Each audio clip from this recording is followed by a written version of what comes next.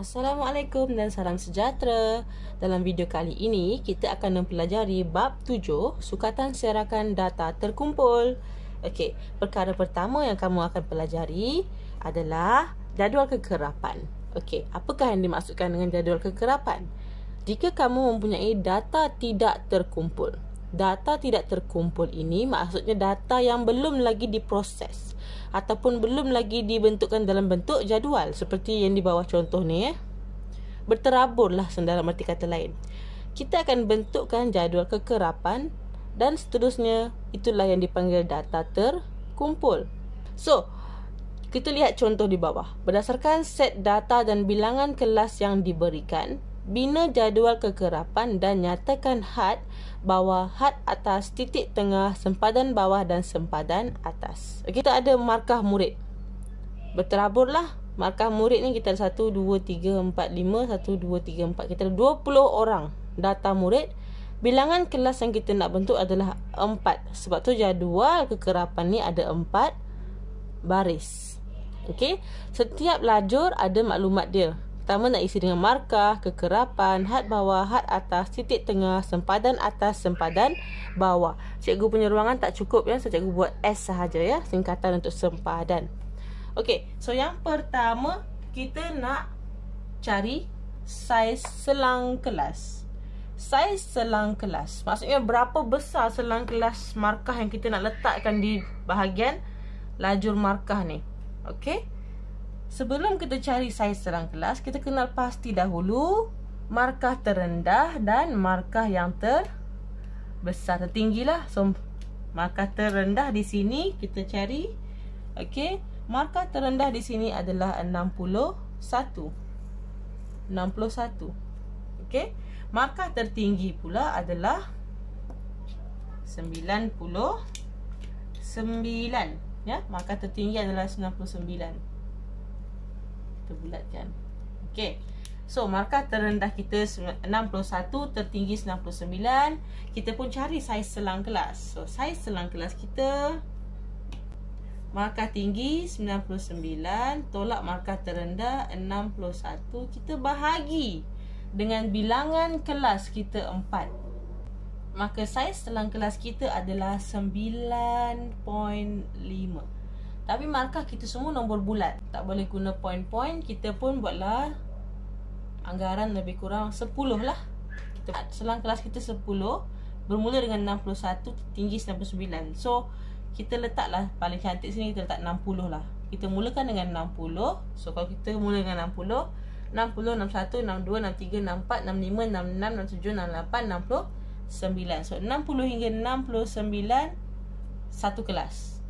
Seterusnya 70 sehingga 79 satu kelas pula. 80 hingga 89. Sebab kita nak paling tinggi 99. Tengok sini.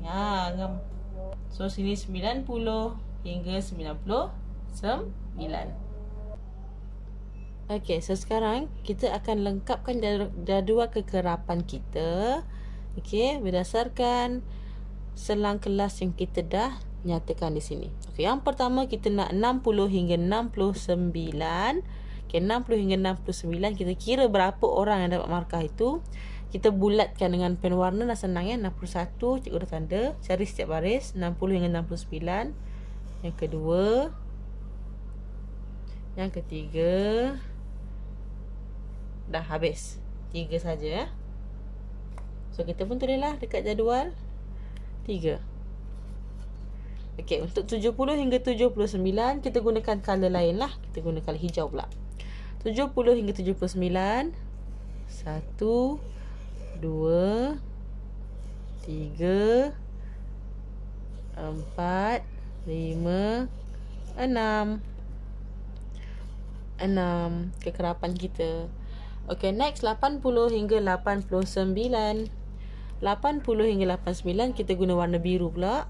Okey, 1, 2, 3, 4, 5, 6, 7. Okey, ada 7 orang yang dapat markah dari 80 hingga 89. Next 90 hingga 99 adalah color purple. Tadi cikgu tanda color purple kan, yang 99 ni. 1, 2, 3, 4. Okey, so kita ada 4. Okey, so ini adalah kekerapan bagi setiap selang kelas tadi. Okey, next kita nak cari had bawah, had atas, titik tengah, sempadan atas dan sempadan bawah. Kita tengok had bawah, had atas. Okey, had bawah ni bagi 60 hingga 69, had bawah adalah nombor yang bawah ni rendah. So 60. Had atas 69. Okey, yang di sini pula had bawah 70. Had atas 79 dan seterusnya 80. Had atas 89. Bagi selang kelas yang ni, yang 90 dan 99, 90 adalah had bawah, 99 adalah had atas. Okey, seterusnya kita akan tengok kepada titik tengah. Titik tengah ni senang sahaja. Titik tengah, nombor yang berada di tengah-tengah antara had bawah dan had atas. Siapa yang kat tengah-tengah? Okey. Takkan awak dalam exam nak kira jari, kira yang tengah. Tak perlu. Tambahkan had bawah tambah had atas. 60 tambah 69 bahagi 2. Okey. Awak bahagi 2, awak akan dapat 64.5. Okey. Kalau yang kedua ni pula 70 tambah 79 bahagi 2. Titik tengah kan, kita splitkan yang atas dan bawah separuh-separuh. So kita dapat yang ini 74.5. 80 hingga 89 kita tambahkan bahagi 2, 84.5 dan seterusnya 90 tambah 99 bahagi 2, 94.5. Okey. Satu perkara yang cikgu nak awak lihat sini. 64.5, 74.5, 84.5 dan 94.5 adalah titik tengah bagi masing-masing selang kelas ni.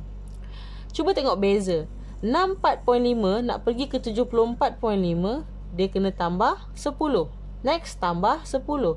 Next tambah lagi 10. 10 itu adalah sama dengan kita punya saiz selang kelas yang kita dah pilih.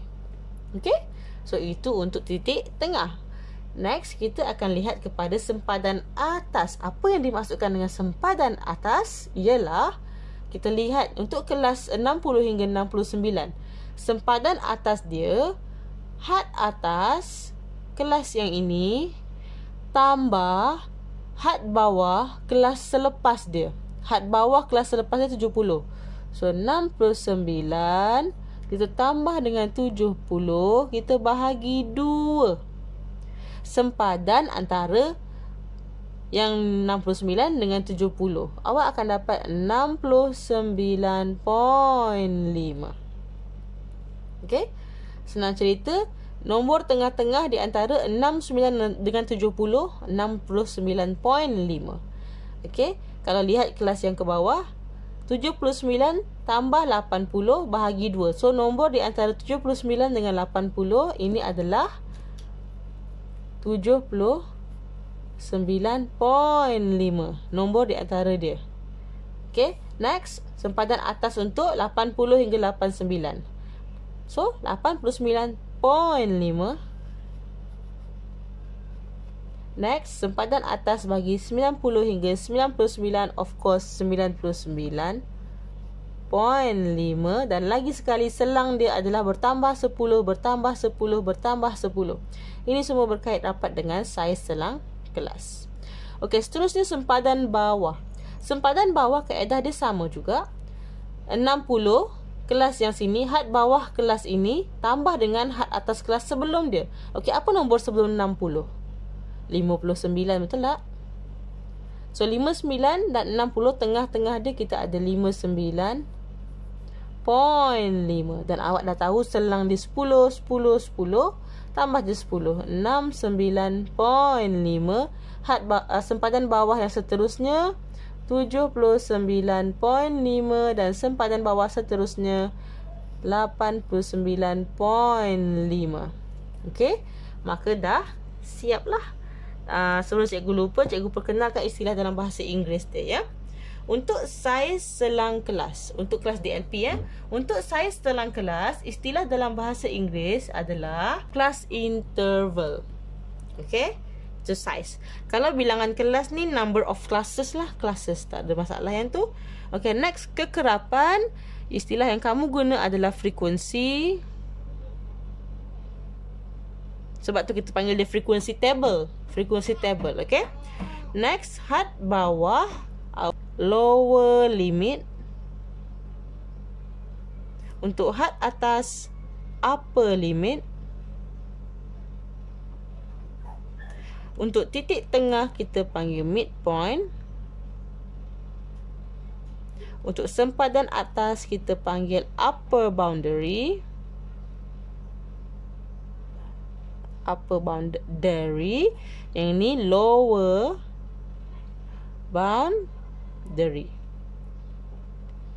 Okay, ni sahaja, mudah ya.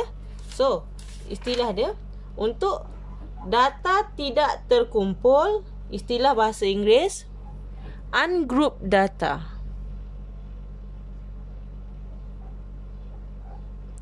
Data terkumpul pula group data. Jadual kekerapan frequency table.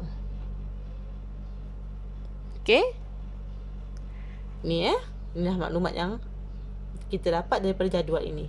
Okay, so ada satu lagi bentuk jadual yang kamu perlu tahu, iaitu jadual kekerapan longgokan ataupun cumulative frequency table. Okay, kita lihat contoh seterusnya. Okay, seterusnya kita akan lihat kepada jadual kekerapan longgokan. Okay, so apa yang dimaksudkan dengan kekerapan longgokan ataupun cumulative frequency? Okay, cumulative ataupun terkumpul lah longgokan. So, kekerapan longgokan ataupun cumulative frequency bagi suatu selang kelas, okay, for each class interval adalah hasil tambah kekerapan bagi kelas itu, kekerapan kelas tu berapa, dengan jumlah kekerapan kelas-kelas sebelumnya kita bawa. Okay, kita bawa daripada sebelum, kita tambah. Nak bagi mudah faham, lihat contoh. Okay, contoh yang pertama sini cikgu ada size kekerapan. Next, lajur kita ada kekerapan longgokan. Macam mana nak menjawab soalan ini? Senang sahaja. Kekerapan longgokan untuk kumpulan, untuk selang kelas 0.5 hingga 0.9, kekerapan longgokan dia adalah hasil tambah kekerapan kelas ni 3 dengan jumlah kekerapan kelas sebelumnya. Sebelumnya ada kelas tak? Tidak ada kan? Maka kosong lah. 0 tambah 3, 3 lah. Okay. Next, untuk kelas yang seterusnya 1.0 hingga 1.4, kekerapan dia 6. So 6 kita kena tambah dengan 3. 3 tambah 6. So 3 tambah 6. Kita dapat longgokan kita 9. Okay. Next, untuk selang kelas 1.5 hingga 1.9, 9 tambah 2. So 9 tambah 2, 11. Okay, next, 11 tambah 5, 16. Okay, so nak menambah-nambahnya tu, okay, 3 ni terus je carry. Next, 3 tambah 6, tengok ni, dapat 9. 9 tambah 2, kita dapat 11. 11 tambah 5, kita dapat 16. Okay, tengok ni 3, 9, 11, 16. Ini je jawapan yang kita perlu isi dalam jadual. Tak perlu tunjukkan pengiraan. Pengiraan tu tak payah tunjuk. Okey, kita buat lagi semula. Contoh kedua, kekerapan longgokan bagi GSIM. Okey, yang pertama, kita ada satu kekerapan. Sebelum kelas sebelum ni tiada. So terus carry, terus bawa je. 1. Anak panah ni tak payah tulis, cikgu nak tunjuk je. Okey, 1. Untuk kekerapan longgokan yang kedua, 1 tambah 6, 7. Okay, next, 7 tambah 8, Tekanlah kalkulator kau tak boleh congak ya. 15. Seterusnya 15 tambah 7 22. Next 22 tambah 3 25. 25 tambah 1 26. Okay. So cikgu tunjukkan lagi sekali. 1 terus je bawa. Lepas tu 1 tambah 6 dapat 7. Next 7 tambah lagi 8 dapat 15. 15 tambah lagi 7 dapat 22. Tambah ya. Tambah. Okay. 7 dapat 22. 22 tambah lagi 3 dapat 25. 25 tambah lagi 1 dapat 26.